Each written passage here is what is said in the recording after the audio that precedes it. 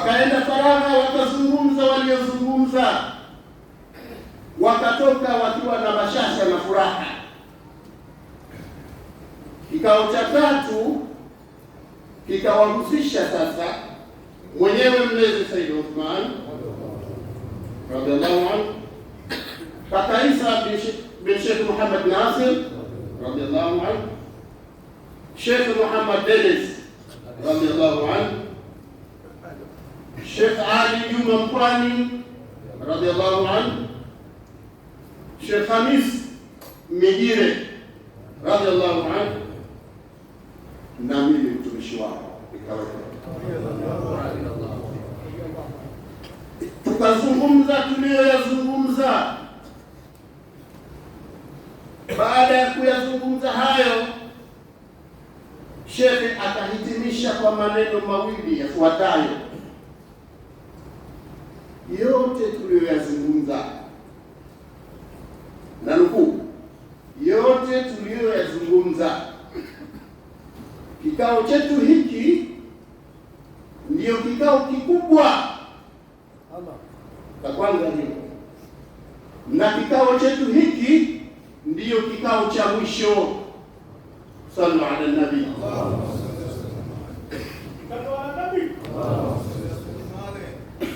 Pakapita mazungumzo haya na yale, tukiwa na furaha, na kuna mlezi wetu akarudia, tumekaa kikao ambacho ni kizito, na hiki ndio kikao chetu cha mwisho.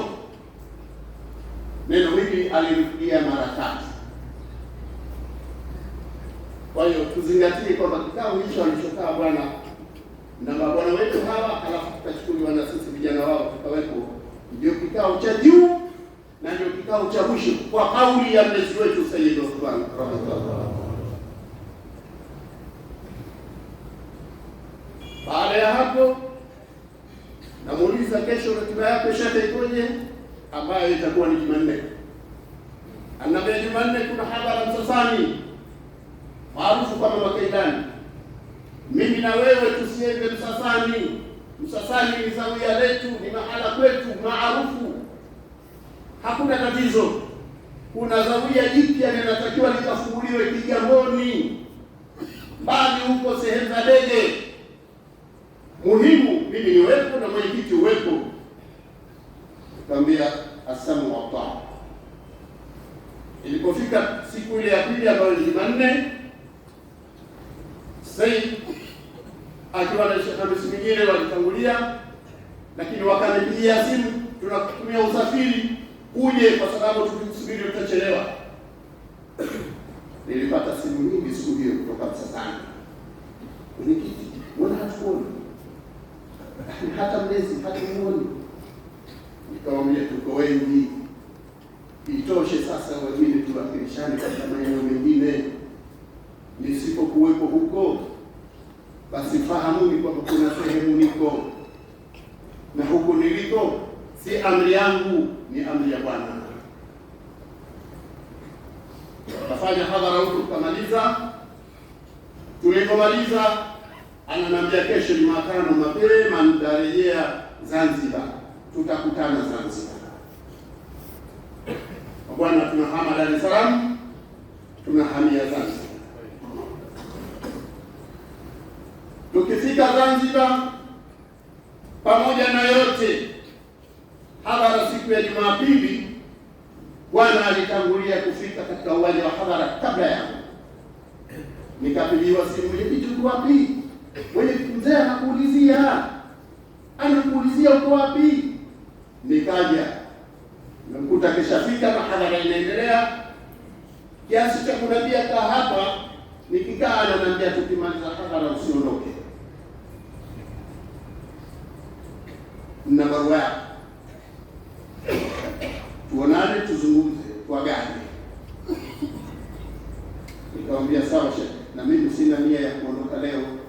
Tukimaliza hadhara nitabaki, lakini kesho inshallah kwa muda utakaoniruhusu ndio nitakaondoka. Imefika siku ya Jumatatu, kama kaida tumeshiriki hapa uradi mpaka ishraki, tumemaliza, tukapandisha juu hapo kwa Dar es Salaam. Baina yangu na Said mlezi wetu sikupata kikao kingine chochote, ikathibiti alichokisema kwamba kikao hiki ndio kikubwa na cha mwisho. Tulipopandisha hapo juu, kukawa na vikao mbalimbali, watu wanakuja na ya kwao kuja kumwaga mlezi, wanarudi katika maeneo yao.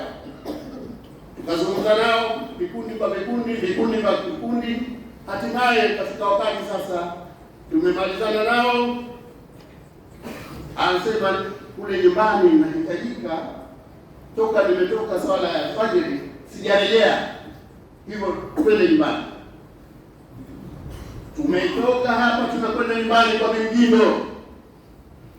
Alhamdulillah, tumekuta wageni, kasalimiana nao vizuri, kaingia ndani, mama akamfuata ndani, wakazungumza. Baadaye mzee anatoka ananiambia, sasa twende kwa Mtikura. Tunatoka na bwana, tunaingia katika gari, Alisaidi akiwa ndio dereva wetu, tumekwenda mpaka kwa Mtikura. Ni majira ya saa 6. Kufika pale ananiambia, barua nimekupa. Nikamwambia naam, sio mimi. Barua ile utakaa na katibu, utaizingatia, mtalipa mrejesho. Lakini barua ile pia nimempa Sheikh Alipani na nimempa Sheikh Masidia. Barua inahusu masala huko Arusha. Baada ya kuniambia hayo, akanambia, sasa nimekuruhusu, nenda zako. Basi mzee, safari ni ndefu, naomba nijitengeneze. Akachukuliwa bwana, mpeleke Zabayani kule akajitengeneza kwenye kiti. Nimekwenda nimejitengeneza, nimerudi, nampa mkono, ananiambia, sasa tumeshaagana, nenda, tutaonana inshallah. Ndio maneno aliyomaliza baina ya mimi na yeye. Aingia katika gari na kwenda sawa. Hiyo ni Jumatatu, tumeshinda Jumanne, Jumatano mzee anafariki. Sasa basi, taarifa ya msiba imeshaenea, watu wameshafadhaika, lakini alhamdulillah, tumshukuru Bwana Mungu aliweza kutupa ushujaa aliotupa, uimara aliotupa, pamoja na mitetemeko ya hali zetu na akili zetu, lakini tumehimili kumweka Bwana wetu katika mazingira aliyotuwezesha. Tuamini kwamba Bwana yuko mahala salama na yuko kwenye pepo ya Firdaus. Hatuna shaka na hilo, kwa kazi kubwa aliyoifanya ya kuongoza Waislamu, kuongoza Maulidi, kuiongoza tarika, katutoa katupeleka nje ya mipaka ya Tanzania. Tunaona mabwana leo hapa yuko Sheikh Sadiq kutoka Lamu. Huyu bwana anatoka Sheikh Sadiq. Unakwenda mpaka Kenya, Mombasa, unasafiri unakwenda mpaka Lamu, unaanza usafiri mwingine wa bahari kwa bahari mpaka unafika huko mahala kunaitwa Sayyid. Huko amefika kwa Mungu wake, lakini akaona akatoshi, tukenda mbele mpaka kupata mji unaitwa Pate. Akatwambia ni Pate kihistoria ndio asili ya Sheikh Uwesu, huko tusiende. Katupeleke nchi mbalimbali za mkuu huyu, tusiende. Mtakuja kufika Baghdad, alafu mchangie na mambo mengine.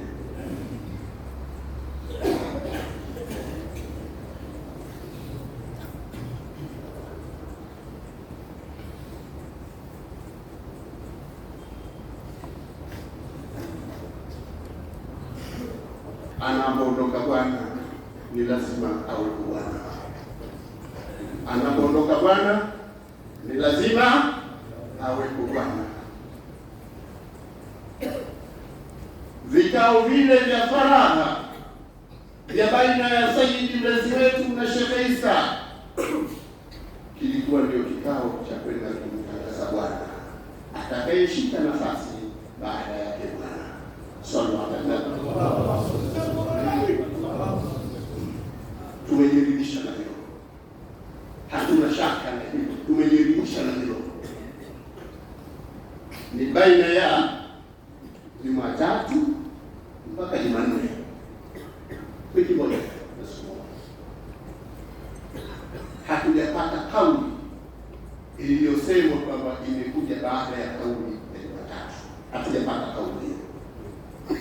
kudhihirisha, kutafuta maneno na kuhusiana kwa hali mbalimbali, lakini maneno kama yale aliyoambiwa kaka yetu Sheikh Isa bin Sheikh Muhammad Nasr, ameambiwa bwana hapa, nitaje jina lako, Bwana Omar bin Mali bin Warabu, ambaye ni katibu wa baraza la wadhamini wa Jumuiya Zawiyatul Qadiria Tanzania. Tunapata kwamba bara ameambiwa neno lile Sheikh Isa bin Sheikh Muhammad Nasr, na Zanzibar neno lile ameambiwa Bwana Omar bin Warabu, katibu wa baraza la wadhamini wa Jumuiya Zawiyatul Qadiria Tanzania. Baraza hilo ndio chombo cha juu kabisa. Baada ya kuita wale wote waliopata usia, sasa bwana huyu yeye ilikuwa baada ya Dar es Salaam au kabla ya Dar es Salaam. Kwa hiyo imeanza kwa Sheikh Umar, ikaja kwa Sheikh Isa, ndio bwana akahitimisha kwa kusema hiki ndio kikao cha juu na ndio kikao cha mwisho. Sallallahu ala Muhammadin sallallahu alayhi wa sallam. Sallallahu ala Muhammadin sallallahu alayhi wa sallam. Ya Rasulullah Muhammadin sallallahu alayhi wa sallam. Sallallahu ala Muhammadin sallallahu alayhi wa sallam. Ya Nur Arshillah Muhammadin sallallahu alayhi wa sallam.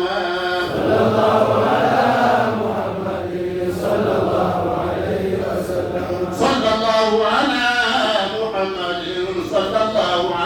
وسلم.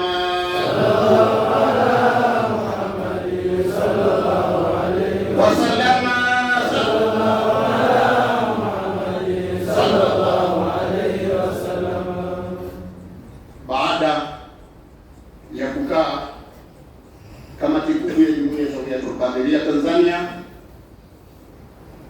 ikishirikiana na kamati ya mashehe wa Jumuiya Zawiyatul Qadiria Tanzania, acha ile kamati ya mashehe wa kanda, kuna kamati ya mashehe wa jumuiya, kwa wenzetu wanaita baraza la ulama, lakini tukishirikiana na secretariat kwa maana ya wakurugenzi wa idara mbalimbali ndani ya Jumuiya Zawiyatul Qadiria Tanzania, lakini tukiwepo na mimi mwenyekiti wa Jumuiya Zawiyatul Qadiria Tanzania nikiwa mwenyekiti wa kikao hicho, na katibu mtendaji Alhaji Sheikh Yusuf Bakari ambaye ndiyo katibu wa kikao hicho kwa mujibu wa katiba. Tukapata maelezo mbalimbali kutoka kwa mama zetu, watu wa karibu, viongozi wetu, lakini ikathibiti maneno yale aliyoambiwa kaka Isa na aliyoambiwa kaka yetu hapo Bwana Umar, ndiyo maneno ya mwisho na ndiyo maneno ya kikao cha juu na kikao cha mwisho. Hivyo basi imethibiti kuwa mlezi wetu wa sasa ni Alhaji Bwana Juma Alhaji Khalifa Ali Juma Mpwani, ndiyo mlezi wetu wa sasa. Sallu ala nabii. Imethibiti kwamba mlezi wetu wa sasa aliyeachiwa na mwenyewe mlezi wetu Sayyid Uthman bin Sayyid Abdul Qadir al-Qadiri ni Sheikh Ali Juma Mpwani, aliyekuwa msaidizi wake, yeye ndiyo mlezi wetu wa sasa. Hili limethibiti kwa vikao vilivyo ndani ya katiba, vikao halali.